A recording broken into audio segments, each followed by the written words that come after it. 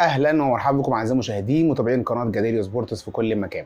معاكم محمد جد الله، والنهارده ان شاء الله عندنا حلقه جديده هنتكلم عن احداث كتيره جدا بتشغل الشارع المصري الرياضي والافريقي والاوروبي، وطبعا اولها فوز برشلونه على ريال مدريد في الكلاسيكو اللي اقام على ملعب سانتياغو برنابيو، واللي فاز بيه برشلونه بهدف مقابل لا شيء في ذهاب كاس ملك اسبانيا. وهنتكلم برضه ان شاء الله عن النادي الاهلي الفتره الاخيره، التذبذبات اللي حصلت وقلق جماهير النادي الاهلي على الفريق، وباخرها تعادل كولر مع الداخليه طبعا، وقبلها تعادله مع صن داونز، وقبلها الهزيمه في كاس العالم للانديه. فيعني الناس عندها بعض القلق، فهنتكلم بشكل مفصل عن النادي الاهلي. وطبعا عندنا اخيرا طبعا نادي الزمالك وحدثه الاخيره وحبس الاستاذ مرتضى منصور ويعني القلق اللي موجود، والزمالك هيعمل ايه مع بيراميدز ان شاء الله النهارده. ففي كلام كتير جدا جدا هنتكلم عنه ان شاء الله. ففي الحلقه كلام شيق وكلام دسم، فما تنسوش تتابعونا. وطبعا قبل اي حاجه ما تنسوش تخبط لنا اللايك وسبسكرايب الجميل للقناه، وقدام صفحتنا على البيج على الفيسبوك باسم جديريو سبورتس، وعلى اكونت شخصي اسمه محمد جد الله، وجديد 99 على التيك توك والانستجرام. وطبعا قبل اي حاجه ما ننساش تصلوا على سيدنا محمد في كل وقت وحين. يلا بينا نبدا الحلقه، يلا بينا.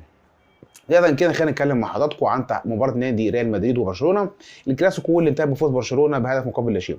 طبعا تشافي برضه بيحقق الانتصار الثاني على انشيلوتي بعد ماتش السوبر، وبيعني نقول كده باللغه العربيه بيعلم على انشيلوتي بشكل كبير. فالمباراه نقدر نقول كانت متكافئه بين الطرفين، ولكن برشلونه كان عنده الاستحواذ الاكبر والملكه، كان عنده اللعبات الثنائيه كان افضل. ريال مدريد كان تايه في الاجنحه بشكل كبير جدا، كان جونيور مش مستغله بشكل كبير، وبنزيما كان في نوع من التوهان والتسرع في مباراه ريال مدريد. ويعني كان في ضربه جزاء، شيء ضربه جزاء للريال، ولكن ما اتحسبتش، ولكن من وجهه نظري كان المفروض تتحسب. ولكن بشكل عام الريال نقدر نقول امبارح كانت برشلونه على قد ما امكانياتها، يعني اللعيبه اللي عندها مش قويه قوي او مش بنفس السكواد بتاع ريال مدريد، ولكن قدروا بالجديه وقدروا بالروح القويه والهدف الفوز. شافي قدر يخطف الماتش بذكاء من انشيلوتي. انشيلوتي ما تدركش الموضوع، خصوصا ان الاطراف بتاعته ما كانتش شغاله بشكل كويس، وكانت برشلونه مستحوذه على بتلعب على المصيده او بتلعب في ضرب الدفاع من الظهر في اكتر من كوره، والاطراف كانت بشكل كبير جدا تايهه عند ريال مدريد. فانشيلوتي بشكل عام او بشكل كبير حتى الان تشافي محقق عليه انتصارين. هنشوف بقى هل انشيلوتي هيقدر يتدارك الموقف، خصوصا ان هو في الدوري الموضوع صعب بالنسبه له، والماتش الاخير بتاع ملقا لبرشلونه كانت وقعت فيه تعثرت فيه. فهل فعلا انشيلوتي بقى هيتدارك الموقف ده وهيبدا يصارع برشلونه ولا لا؟ الموضوع هيرسى على ايه؟ هنشوف الفتره الجايه. ولكن انا حابب اقوله عشان ماتش الكاس الماتش الكلاسيكو اللي انا عايز اطول في اكتر من كده، اللي انا عايز اقوله ان انشيلوتي امبارح لعب بتكتيك اللي هو كان بيلعب 4-3-2-1. ادي اهو معلش ثواني، كان بيلعب 4-2-3-1 او 4-3-3 زي المعتاد دي بتاعت الريال، كان بشكل كبير. ولكن المشكله اللي وقع فيها جدا كان بعض الحالات بيلعب بتقدم في الدفاع. طبعا كلكم حضراتكم عارفين بشكل تقليدي ان هو بيلعب الى حد ما ليبرو. المشكله اللي وقع فيها بشكل كبير جدا كان بيلعب في ظهر برشلونه، ولكن الاجنحه ما كانتش مربطه بشكل كبير، وكان في فجوه بين امبارح مودريتش وكروس. هتلاحظوا ان كروس مش كان بيعمل مجهود جبار ومضاعف امبارح بشكل كبير قوي قوي، وده اللي خلى نص الملعب بتاع برشلونه يقتحمه من النص، ويكون بيودي بقى في ظهر الباكات. انتهاء الباكات امبارح كانت بتاعت الريال كانت طايره، وبالتالي كان عندك مساحات ورا. لما انشيلوتي تدارك الموقف ورجع، ده بقى اللي حصل لخبطه وخلى الجون يجي ارتباك في دفاع ريال مدريد. هو كان بيلعب متقدم في بدايه المباراه، ثم بعد كده درك الموقف رجع دفاع متاخر، عملت ارتباك بشكل كبير جدا، وعملت خصوصا عملت فجوه كبيره جدا بين النص وبين الدفاع. فكان في تريكات فنيه، بس هي دي اللي انا اقدر اقولها كانت باينه ولمحه ولعب عليها شافي بشكل كبير جدا. ده بالنسبه لماتش ريال مدريد وبرشلونه الكلاسيكو اللي انتهى بفوز برشلونه في الذهاب. هنشوف الايام ان شاء الله ايه اللي هيحصل فيه الاسبوع الجاي باذن الله. ذكر بقى مع حضراتكم عن النادي الاهلي والمشاكل اللي نقدر نقول جماهير النادي الاهلي زعلانه منها، ان كولر خسر ماتشين في كاس العالم للانديه ما حققش البرونزيه، بيخسر من الهلال هناك، بيتعادل مع صن داونز هنا، بيتعادل مع الداخليه. نتائج سلبيه من الاسلب للاسلب، او من الافضل للاسوء، بننزل نتحرك تاني. اللي انا عايز بس اقول وضوح لجماهير النادي الاهلي، بغض النظر هل كولر هياخد افريقيا او لا او بدأ، ولكن الراجل ده بشكل فني كويس، كان احسن بشكل كبير من المدير الفني اللي هو كان جاي بعد موسمين، انا مش فاكر اسمه بصراحه، اللي خسر الكاس من الزمالك. ولكن اللي انا عايز اقوله ان كولر فنيا كويس، وكان ليه نجاحات كويسه، خد السوبر من الزمالك، متالق في الدوري كسب الزمالك 3، فراجل فنيا كويس. وراجل برضه ليه عذر يا جماعه، واي نعم مش هديله عذر بشكل كبير، ولكن هو راجل نادى بشكل كبير قوي انا عايز مهاجم يا جماعه، انا عايز مهاجم، هتقول لي فيرود.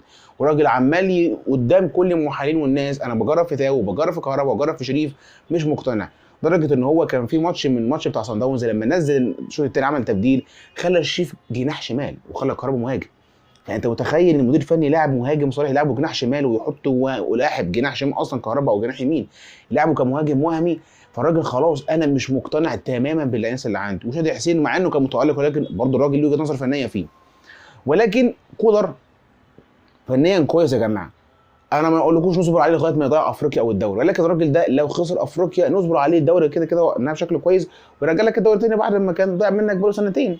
فالنادي الاهلي زعلان ان ليه كولر بيعمل، هو راجل ليه عذره، هو راجل بيعمل شغل فني كويس، عايز بقى الترجمه بتاعت الشغل ده تبان بمهاجم كويس يفنشه له وانت مش موفر له ده. فانا بقول من هنا نحكم على كولر امتى؟ لما احنا نوفر له المهاجم اللي هو عايزه ونوفر له جون تاني مع الشناوي نفسه وجناح شمال.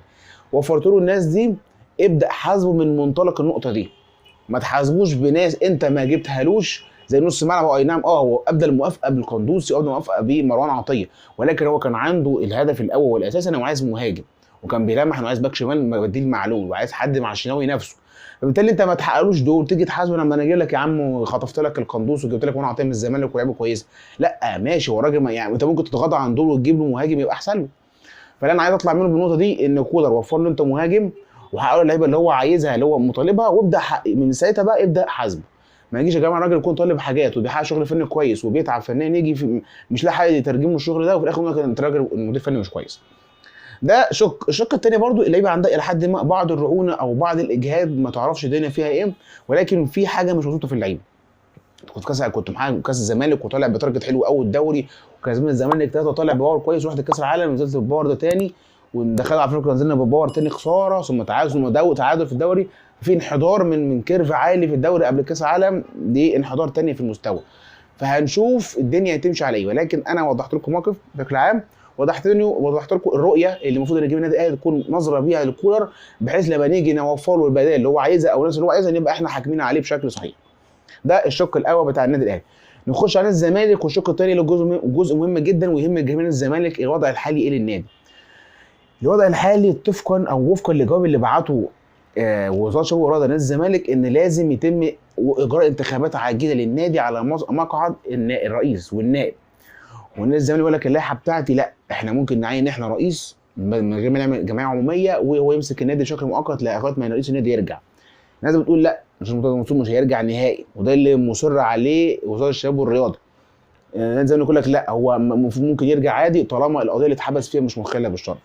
فالموضوع فيه تلاعب او مش فيه اشتباك كبير وفيه راي وراي لا، ولكن انا عايز اقول الموضوع كله يندرج تحت لعيبه نادي الزمالك. انا لو الدنيا بتولع معايا بره في الاداره والدنيا بايظه مفيش فلوس، انا ذاتي ايه؟ انا عايز احقق فعلا افريقيا، عايز احقق دوري وارجع تاني للمنافسه، ولا انا مستبيع وننزل نقضي كده تك طش وخلاص ونخرج وما كده الدنيا خربانه؟ لا، في احترام للجماهير، في احترام للتيشيرت اللي انت لابسه، في احترام للمشاعر الناس اللي بتشجعك. لو انت مش قادر او انت مش فارقه معاك لا امشي، نطلع ناشئين ونطلع ناس على قد المسؤوليه وبتخاف على النادي وتكمل بغض النظر عن الاسماء. انا مع احترامي بعد طارق حامد ما مشي وبعد في عتاوله مش من الفريق، في عتاوله والناس النادي ما قفلش وخد دوري الكاس من غير الناس دي. يعني طارق حامد مشي، ابو جبل مشي كان يعني في عز مجده، محمود علاء راح الاتحاد في عز ما كان واو كان تيم كويس، يعني قصدي بتكلم في كده. ونش اتصاب او مش شبك من ونش، طارق حامد اساسي، بن شرقي، الناس كلها ومصطفى محمد كانت عتاوله مشيت خدنا دوري وكاس. فالنادي اي نادي او منظومه رياضيه كبيره عريقه ما بتقفش على شخص او مدير فني او رئيس نادي او لاعبين معينين، تقف على منظومه كامله يكون تحتها او تحت مظله الجمهور الداعم ليها. الجمهور حضراتكم عارفين الجمهور هو الحاجه الوحيده الداعمه للفريق بدون مقابل. فلازم تحترم الزمالك واللعيبه تحترمه وتشد حيلها بشكل افضل من كده واكتر من كده بصراحه الفتره الجايه، واتمنى ان الزمالك يدوس شويه واللعيبه يكون عندها الحماس ومرونه اكتر من كده. ده بالنسبه لحسن الزمالك، وان شاء الله الزمالك النهارده هيلعب بقى مع البيراميدز وهنشوف الدنيا هتمشي على ايه.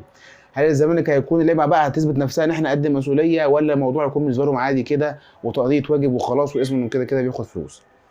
كده احنا وضحنا لحضراتكم النادي الاهلي دنيته ونادي الزمالك واتكلمنا عن الكلاسيكو بشكل سريع. دي اخر اخبار. في بس خبر كده عندنا صراع ان كارتيرون بيناوش بالكلام ان هو ممكن يجي مصر الفتره الجايه. هل ممكن يمسك الزمالك تاني؟ هل يمسك احد في فرق الدوري المصري؟ هنشوف الفتره الجايه الدنيا هتمشي على ايه. وبرضه نادي الزمالك بيقول لك بيحاول يساسي فيريرا، بيحاول ان هو يسايسه في شرط الجزاء بحيث الراجل يعتذر ويمشي. هنشوف ايه اللي هيحصل الفتره الجايه مع نادي الزمالك والاهلي ان شاء الله. بكده نكون وصلنا لمحطة نهايه الحلقه. لو عجبتك الحلقه مش تنسوا باللايك وسبسكرايب الجميل للقناه، وكمان صفحتنا على البيج على الفيسبوك باسم محمد جدالة جدالة سبورتس، الاكونت الشخصي على تيك توك وانستجرام باسم جدالة 99. كان معكم محمد جدالة، والسلام عليكم ورحمه الله وبركاته. دمتم في رعايه الله وحفظه. سلام.